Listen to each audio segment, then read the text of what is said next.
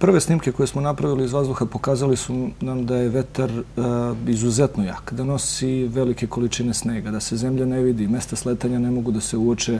Ljudi pokušavaju na razne načine da se grupišu, izleću pred helikopter tražeći pomoć.